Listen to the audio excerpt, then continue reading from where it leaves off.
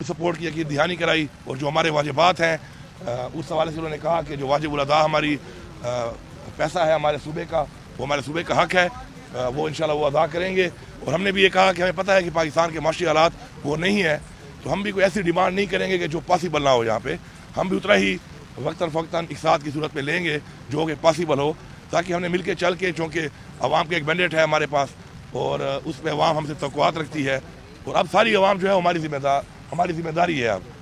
تو اس کے لیے ہم نے ڈیلیور کرنا ہے، عوام کے مسائل حل کرنے ہیں، اپنے صوبے کے مسائل حل کرنے ہیں، پاکستان کے مسائل میں بھی جو بھی ہم کردار ادا کر سکتے ہیں، ہمارے صوبے کے جو وسائل ہیں اگر بروئے لائے جا سکتے ہیں پاکستان کی بہتری کے لیے۔ پہلے بھی ہمارا صوبہ آئل اینڈ گیس میں، ہمارا صوبہ جو ہے بجلی کی بات میں آلریڈی اپنا بہت بڑا حصہ ڈالا ہوا ہے، اس نے پورے پاکستان کے آگے بھی ڈالے گا انشاءاللہ۔ کیا وزیر اعلیٰ خیبر پختونخوا مزاحمت کو چھوڑ کر مفاہمت کی راہ پر چل پڑے؟ صدر اور وزیر اعظم کو فارم 47 کی پیداوار کہہ کر تقریب حلف برداری میں شرکت نہ کرنے والے علی امین گنڈاپور اتنے نرم کیسے پڑ گئے؟ علی امین گنڈاپور نے کہا تھا کہ وہ صدر آصف علی زرداری اور وزیر اعظم شہباز شریف کو آئینی صدر اور وزیر اعظم نہیں مانتے، وہ دونوں مینڈیٹ چور ہیں، اس لیے تقریب حلف برداری میں شرکت نہیں کریں گے۔ وزیر اعلیٰ خیبر پختونخوا کے اس موقف کی تائید کرنے والوں میں پی ٹی آئی کے رہنماؤں کا یہ کہنا تھا کہ حلف برداری کی تقریب میں شرکت کرنے کا مطلب یہ ہوگا کہ پاکستان تحریک انصاف نے دونوں شخصیات کی تقرری کو تسلیم کر لیا۔ اس طرح وزیر اعلیٰ علی امین گنڈاپور نے صوبے میں پی ٹی آئی کی حکومت کی جانب سے اتحادی جماعتوں کی وفاقی حکومت کو سخت پیغام دیا تھا، جسے طبل جنگ بجانے کے مترادف قرار دیا جا رہا تھا۔ لیکن گزشتہ روز وزیر اعظم ہاؤس میں ان کی وزیر اعظم شہباز شریف سے طویل ملاقات کو جہاں پی ٹی آئی کی مفاہمت کی پالیسی قرار دیا جا رہا ہے، وہاں اس ملاقات کے تناظر میں متضاد قیاس آرائیوں اور خدشات نے بھی جنم لیا ہے۔ ایک طرف تو جارحانہ مزاج وزیر اعلیٰ نرم خو نظر آ رہے ہیں، تو دوسری طرف اسد کیسر کا طرز عمل انتہائی جارحانہ ہو گیا ہے۔ وہ بعض الزامات اور مفروضوں پر مبنی فیصلوں کے حوالوں سے فیصلہ کن لہجے میں وفاقی حکومت کو خبردار کر رہے ہیں کہ وہ ان اقدامات کے رد عمل میں وفاقی حکومت کے خلاف مزاحمتی تحریک چلائیں گے۔ الیکشن کمشنر جو ہے نا، چیف الیکشن کمشنر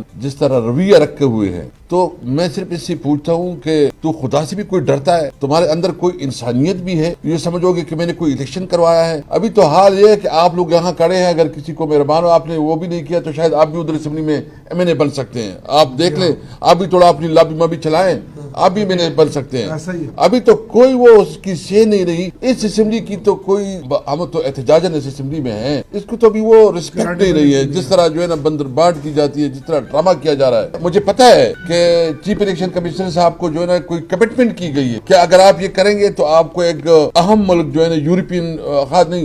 کینیڈا کے بارے میں کہا جا رہا ہے ایمبیسڈر بنایا جائے گا۔ وہ کیا ایمبیسڈر ہوگی؟ دیکھو، انسان جیتا ہے تو عزت کے لیے، انسان کی ایک وقار ہوتی ہے، اس کی رسپیکٹ ہوتی ہے۔ اگر اس قسم تو کرو گے تو یہ ایک بات بالکل میں کیٹیگریکلی واضح کرنا چاہتا ہوں، ہم مزاحمت کی سیاست کریں گے، ہم لڑیں گے۔ شیر افضل مروت اور بیرسٹر گوہر خان نے دھمکی دی ہے کہ اگر ان کے قیدی چیئرمین سے ملاقات پر پابندی ختم نہ کی گئی تو پی ٹی آئی کے تمام ارکان اسمبلی اڈیالہ جیل کے باہر دھرنا دیں گے اور گرفتاریاں پیش کریں گے۔ یہ ہمیں مجبور کر رہے ہیں کہ ان کے ان اقدامات کے خلاف ہم کنٹری وائڈ سٹرائک دیں، اس کا فیصلہ قیادت کرے گی، اور میرا مشورہ قیادت کو اس میں یہی ہوگا کہ اگر یہ نہیں مانتے ہیں تو ہمیں پھر